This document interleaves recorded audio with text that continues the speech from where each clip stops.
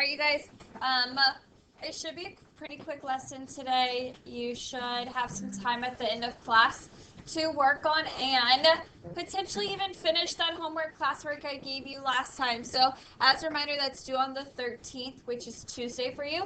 But if you finish it up and want to turn it in next time, hey, one less thing for you to do, right?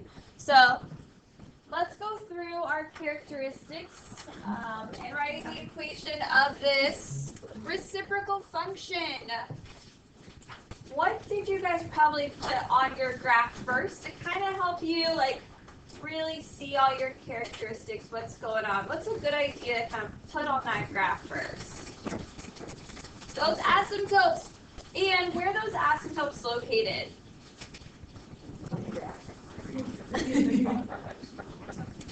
Good job. All right, guys, focusing in. So Liam mentioned x equals -3.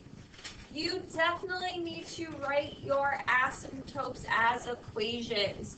So I just write VA at x equals -3 to let you guys know, hey, that's where the vertical asymptote is. But you really just need to write x equals -3. If you're just writing -3, I would take off points on your quiz and tests for that. If your horizontal asymptote, and where'd you say that was again? Great job. So I have a horizontal asymptote at y equals -5. All right, so going through with your domain, let's start with you guys. That table to my desk. Where did you find the domain to be?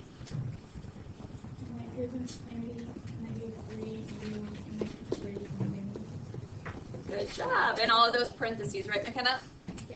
Good work there. Remember, you're getting as close to -3 as you can without ever touching it, so always parentheses. What about for the range? Alex, did you find the range? What about you guys in that little back table? Were you able to find the range? -infinity to -5, and then -5 to 3. Good work. Now looking at your graph here, what did you guys notice in that front middle table? Were we increasing or decreasing? What do we think? Increasing, so we have no decreasing intervals. And if we're increasing the whole time, what is it going to be the same as? The domain. So I know it'll be -infinity to -3, and from -3 to infinity. Vivian, did we have any extremas here? Nope. And then what about you guys in that back table near the door? For end behavior as x approached -infinity, where are we going? Good. And what about as x approaches positive infinity, where are we going? Okay, sorry. Up here when you said -3, remember it's always your y value. So what are you approaching? I don't know if I heard you wrong or. Yes, good. All right, so maybe the trickiest part from last class was writing that equation. So your equation always looks like y equals a over x minus h. What would our denominator be in this case here? Good, how do you know that would be x plus 3? Evan? The -3 is 3 to the left, so it has to be +3 to the left. Awesome job. We went 3 to the left. And what's our k value out here? -5. How do you know it's -5? A couple of people say it. Anybody want to tell us? Good job, Evan. Down 5. So we're just solving for that a value, and it's always the same old song and dance each time. How do we find that a value? Think about, I have x, y, and a, but I only want to find a. What am I doing? Good job. Plugging in a point. Anybody find a good point to plug in here? -1, -7. -1, -7. So y would become -7 over a. X would become -1, so that'd be 2 in my denominator, -5. So I'm adding 5 to both sides, which would end up giving me -2 equals a over 2. And I find my a value to equal. Good job. Why does that make sense looking at your graph? Yes, good. We increase. Awesome job. So I have y is going to equal -4 over x plus 3 minus 5. So where we're going today should be very familiar to you. We're going to just start with this equation here. So no graph, and fill in all of these characteristics. So as a review, kind of thinking about looking at your equation, right? A lot of our characteristics come from our asymptotes. So looking at my vertical asymptote at x equals -3, what characteristics should I always connect those back to? What characteristics connect with x equals -3, that vertical asymptote?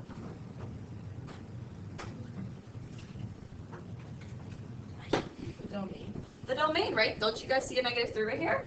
Why does that make sense? Domain is our what value? Do I see an x here? Yep. What else connects with like x values? Increasing and decreasing. Good. What about my horizontal asymptote about y equals -5? Range, right? Range is y. And what other values? And behavior. Good. So let's keep that in mind as we get into it today. So what our goal is for today is we're going to be given an equation. So basically, start with my equation, no graph, fill in my characteristics, and then we're going to add on to that, and we're going to sketch our graphs as well. So after today, you should be able to finish that homework classwork assignment. So we're going to use this same function here of 1 over x plus 1 minus 2 to go through all of those characteristics and how we can find it. So why don't you guys take a moment, jot down that function, and think about what you're noticing first here, right? Kind of like what characteristics are you connecting and kind of seeing from that equation at first. All right, guys, so looking at our function here, what's maybe something you noticed first about this function? You're kind of thinking about like painting a picture of this function, what it might look like. Well, what are some ideas you have? What do you think, Morgan? It goes to the left one. How'd you know into the left one? It says +1. Good job. So I know I'm going to be moving to the left one. What else do you guys notice? Goes down to How'd you know it goes down to? -2. Awesome. So thinking about those two shifts, those are really shifting what on your graph? The asymptotes, right? So think about your denominator. If I go left one, what asymptote does that move? X1. The x1, because this is a what type of line?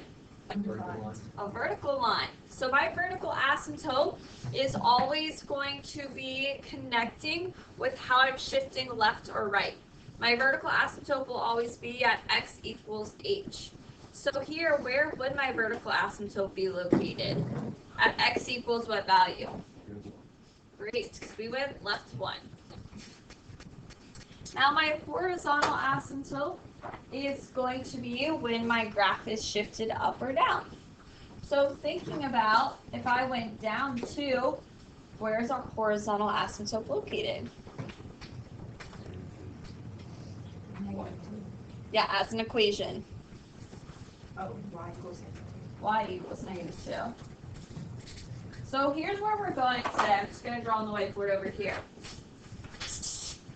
We're going to find all these characteristics and we're going to sketch. So you're a pretty visual person.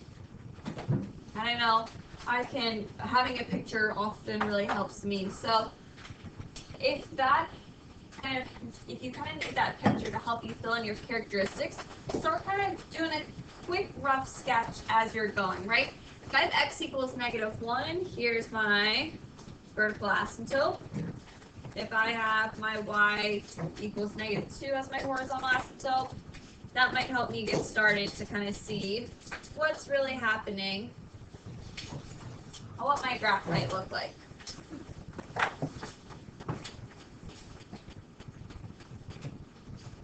So let's talk about domain and range next. We already know domain represents our what values? Good job. And what about range? Awesome. So if I'm thinking about my domain, thinking about this graph here, and I have this like skeleton, kind of set up, right, with my asymptotes. That function for a rational function can include all my x values except for what number? Good job, because what's happening at -1? Yes, it's that asymptote right there at -1.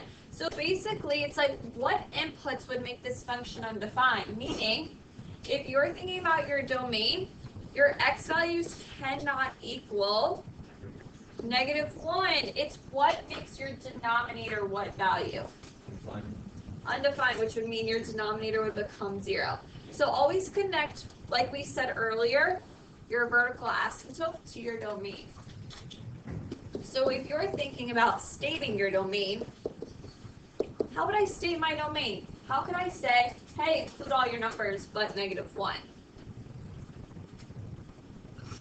If I include all the numbers, what value do I start with? -infinity, and I go all the way up until?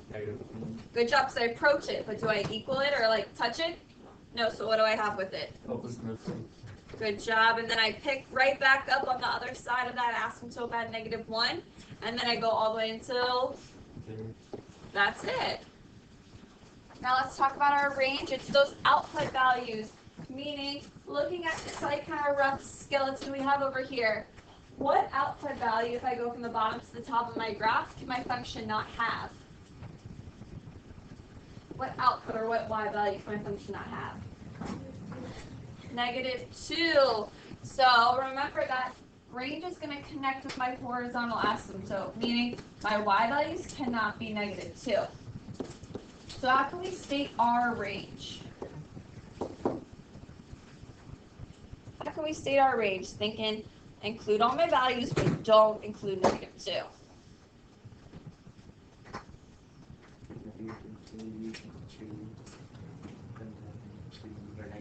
Yep. Great job. That's it. All those parentheses too. So that's our domain. That's our range. And if I'm thinking about just creating a quick rough sketch, right? What are some other like really good points we must always include on a graph? Intercepts. Intercepts. So let's talk about our intercepts next, right? Always the same process when you're finding intercepts. Meaning, to find an x-intercept, how do we do that? Y to 0, and we solve for x. So thinking about finding our x-intercept over here, y would become 0. I'd have 1 over x plus 1 minus 2. So our x-intercept's a little bit trickier than our y-intercept, but we can do it, right? It's just kind of solving an equation at this point. How would I solve for x in this case? What would need to happen next? Plus 2 to both sides. So you'll have 2 equals 1 over x plus 1. And now, what would I do to solve for x? Multiply x plus 1 to each side. Great job. So if I multiply x plus 1 to each side, think about that's going to get rid of it in my denominator. And what I do to one side, I must do to the other. So what's really happening over here is 2 times x plus 1, which means I'll have to distribute that 2 in to be 2x plus 2 equals 1. Now easy peasy from here. Minus 2. So then we have -1 divided by 2 means x should equal. Awesome. And then what would that be as an ordered pair? What comma what? Good job.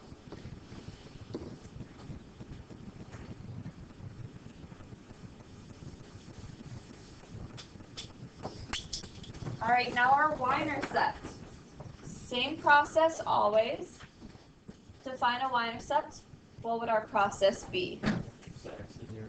Good job. X equals 0, then solve for y.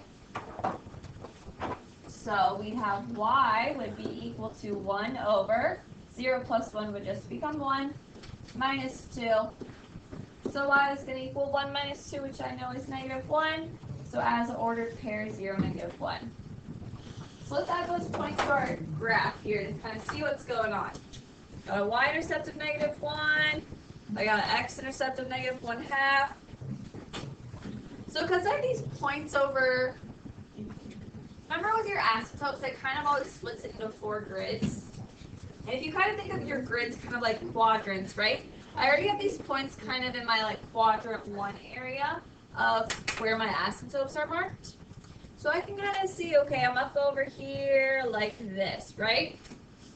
Where would kind of where would like my other leg of my function go? Where would that other like leg of my function go? What do you think, Sarah? Yeah, kind of in that 3rd quadrant spot down here. And looking at that, what would we say about that function? Would we say where function is increasing or decreasing? What would we say? Decreasing. It's decreasing. How else can I look at my equation and know it's decreasing? A is positive.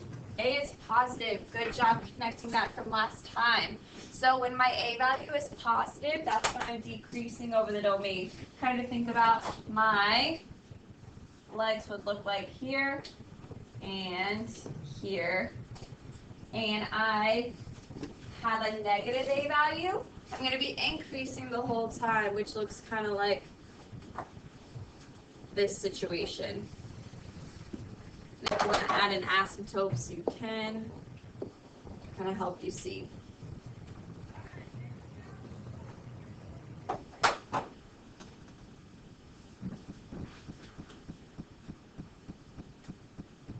Alright, so what's our probably last missing characteristic we haven't talked about yet? The what? The end behavior. What do you guys always remember about end behavior? That connects to the y, meaning what asymptote? The horizontal asymptote. Yeah. So as x approaches negative infinity,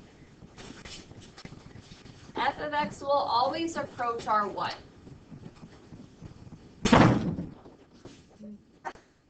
Really angry at the door, huh? So as x approaches positive and negative infinity, f of x will approach what value? -2, it will always approach our horizontal asymptote. So think about horizontal asymptote when you think about end behavior. It's always approaching your horizontal asymptote. That's really when you get into calculus, kind of your definition behind a horizontal asymptote. It's what your ends, so think about your left and your right, are approaching. Do you guys have any questions on any characteristics from here? Good, so it's kind of like recapping lots of ideas from last time. I'm going to give you guys a new function to look through and take about 2 minutes. Just kind of see what you can find, and then we'll go through all of them. Let's think about, we have a -2 over x minus 2 plus 2. What did you guys find first here? Anybody find anything first? Intercepts. Ooh, intercepts, that's kind of different. I feel like you could definitely find intercepts first here. I feel like intercepts are probably like the most challenging out of all of them, or at least to me, like the most math involved. Kind of looking at it first, what might have... Asymptotes probably. Yeah, asymptotes are probably the easiest to find first, because you just think about like, where did my graph get shifted? Where did it move? So where did you guys find the vertical asymptote? X equals 2. Good job. Your vertical asymptote is at x equals 2. How do we know it's at 2? X minus 2. Yeah, x minus 2 in your denominator means we got shifted right 2. What about my horizontal asymptote? Where is that located? Y equals 2. How did we know it's at y equals 2? Yeah, that plus 2 actually means I went up 2. So kind of think, what does that mean? I went right 2, and I went up 2. So thinking about all the other characteristics we have. Domain, what should I associate domain with? Which of those two? Vertical. My vertical asymptote. So if you need to kind of think about, okay, put a little EA mark next to it. And what value cannot be included in my domain? 2. So you're thinking, okay, x cannot equal 2. So what about you guys in that back corner table near the door? What do you find the domain to be? If x cannot be 2.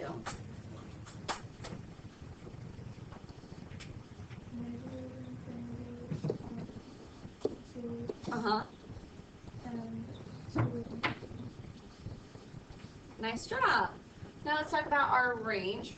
What asymptote should I connect range with? Horizontal asymptote. And what's my y value I can't have? 2. Vivian, did you find the range?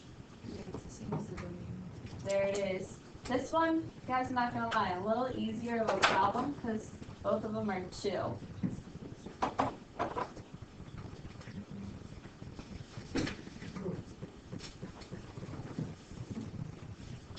Now thinking about increasing and decreasing. What should I look at to see if I'm increasing or decreasing? The A value. The A value, what do you find the A value to be? Negative. It's negative, so am I increasing or decreasing? Increasing. Good job, so we have no decreasing. I know I'm increasing because my A value is negative 2. And my increasing interval will be the same as our what? There we go. So negative infinity to 2 and 2 to infinity. All right, and our end behavior. What asymptote should I connect with in behavior?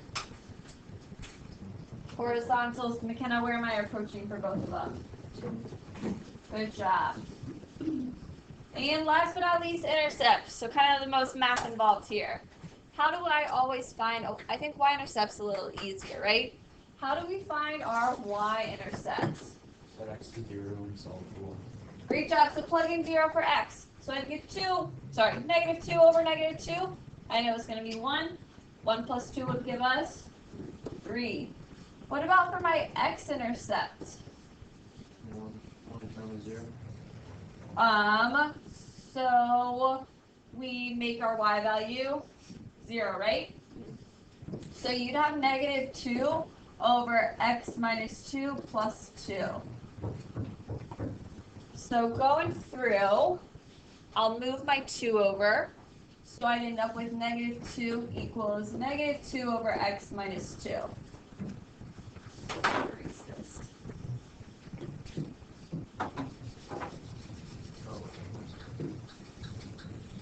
And if I have my denominator of x minus 2, how can I get rid of that?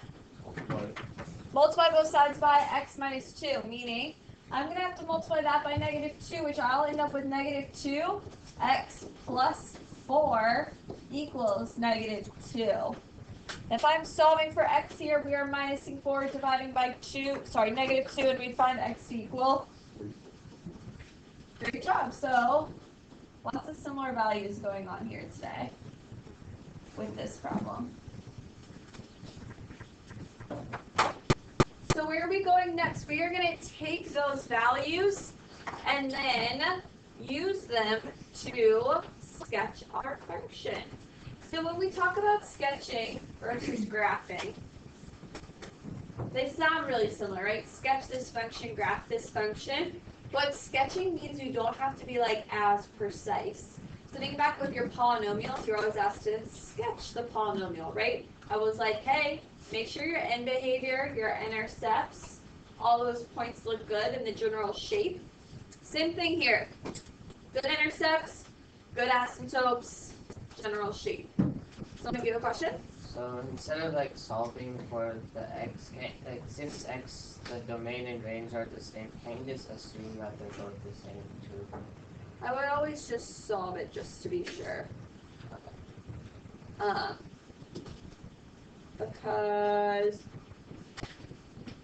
if my a value was a different number other than negative 2, they wouldn't have been the same.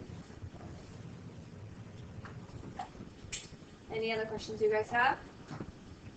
All right, so as we get into sketching, so think about, we're going to find all of our characteristics first, meaning definitely sketch those horizontal and vertical lines like we did kind of when we were going through those characteristics. Horizontal and vertical asymptotes, kind of like those boundary lines here. Plot your intercepts. And then you want to kind of figure out, okay, where are those arms? Is it, and I should look at my A value to figure out if they're increasing or decreasing. And we want to plot a few good points on each arm. So 2 on each. So total of 4 good points, everybody.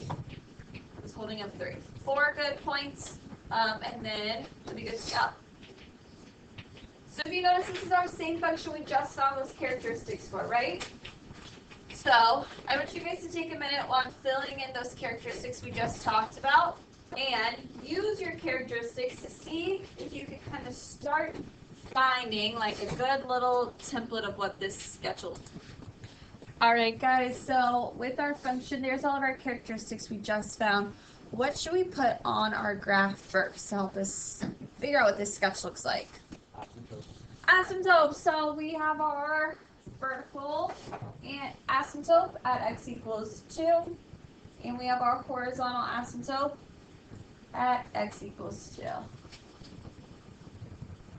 What else should we put down on our graph next? There's some good points we already know. The intercept. So I know I have my intercept of y at 3. And I know my x is at 3 as well. So those intercepts kind of did help us figure out, like, where are those kind of like arms of that graph going to be?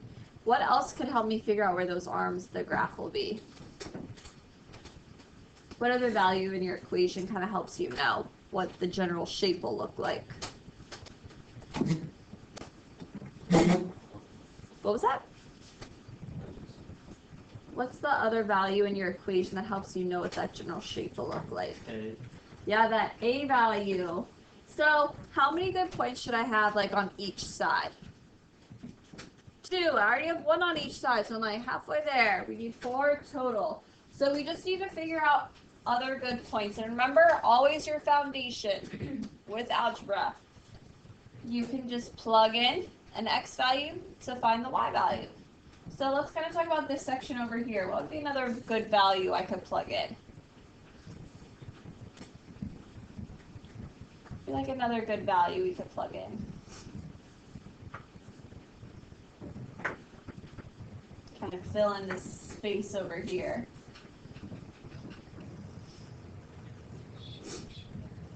We could plug in 6. 1, 2. We could plug in 6. It'll probably give us not a nice number. And remember, you can always plug in any value, right? So if you wanted to plug in 6, go ahead, plug in 6. But I'm just already thinking about my denominator, right? That'll become 4, which means I'm going to end up having a fraction, right? So think about what other value can you plug in so you don't have a fraction. 4, 1. Yeah, so if you plug in 4, if I plug in 4 for x, I'd have -2 over 2 for my denominator plus 2, which means I would have -1 plus 2, so I'd have the point for 1.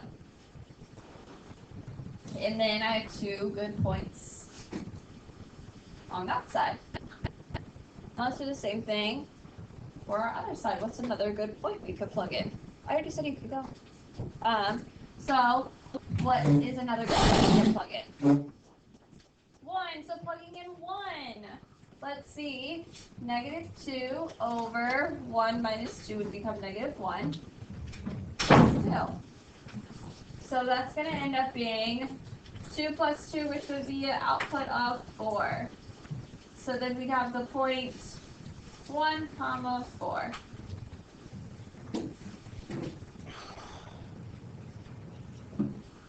And there's our sketch, right? We have 4 good points.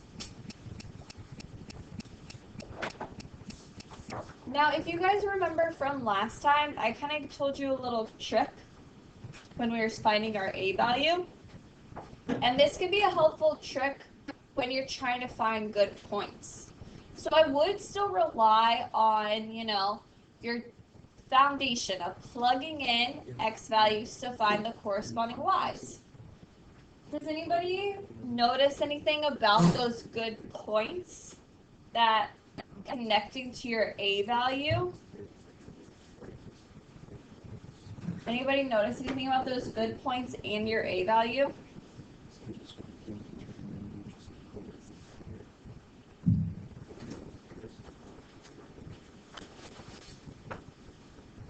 If you think about, I'm going to put in blue here. This is the point where my asymptotes intersect, right? What our a value is -2. If you think about that, you know, that's your stretch or compress. Think about that like your slope. If this is my point here, and my slope is -2, how do I get to like my next good point? What does the slope of 2 mean and tell you where to go?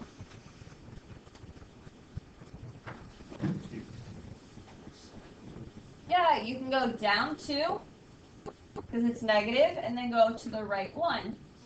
Where did we land? We landed on a good point. Now you can kind of keep going in the opposite direction, which means you can go up 2 and left 1. Did that land on another good point? Yeah, and what are these functions called? They're called reciprocal functions. So let's take the reciprocal of -2. What would that be? -1/2. So if my slope's -1/2, that would mean I could go where? Down 1. Over 2. Over 2. Is that another good point? Cool, right? And then you could also go up 1, left 2. So if you're trying to find like where your good points could be, you could kind of use that as like a guide to help you get more points. What other questions do you guys have with sketching? All right, so key things: intercepts, asymptotes, 4 good points. Just make sure that general shape looks like how it's supposed to look. What other questions do you guys have? All right, so let's look at our last question together. Why don't you guys take a minute and go through all your characteristics and then start to kind of think about what that sketch might look like, and then we'll bring it together at like 3 minutes, see what you find. All right, so those are recapping those characteristics. Remember, we found those earlier. So what should go on your graph first? What have we been talking about? What do we always want to mark on your graph first? The asymptotes, yes. I think you just said a science word, like a chemistry word, right? Asymptotes? No, isotopes. Yeah, I thought that's what you said. Oh, no, asymptotes. Okay. Asymptotes, yes. So x equals -1. Boom, boom, boom. That's our vertical asymptote. Y equals -2 is our horizontal asymptote. Now, what can we put on our graph next? Intercept. So I know my y-intercept was at -1. My x-intercept was at -1/2. Do I already have 2 good points on that side of, like, that quadrant? Yeah, that looks great. So all I needed was 2 good points. So 1, 2, there I go. Now I need 2 good points on that other side. And how can I find those 2 good points?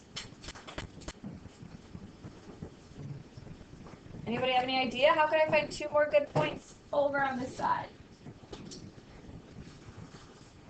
Do I just look at it, stare at it really hard till it magically appears? Yeah, it's just going to magically appear? How are we going to find them? Plug in values. Did anybody find any good values to plug in? -2. Plugging in -2. And if you plugged in -2, and what would you find the output to be? It's -3. There you go. That's a good point. Anybody find another good point to plug in? It might not give us a whole number, right? Because my slope here was 1, and the reciprocal of that would also be 1, which is the other good point. Anybody find another good point? And if you want help finding another good point, just go one more over to plug in, right? Which means you'd plug in -3. So if you plug in -3, think about I'd have 1 over -2 minus 2. And this was kind of what tripped people up when I was helping first period with their homework. If I'm trying to find the y value here, I got 2 fractions, everybody. How am I thinking about subtracting 2 fractions? Yes, you are, right here, right now. If I have fractions, how do I subtract them?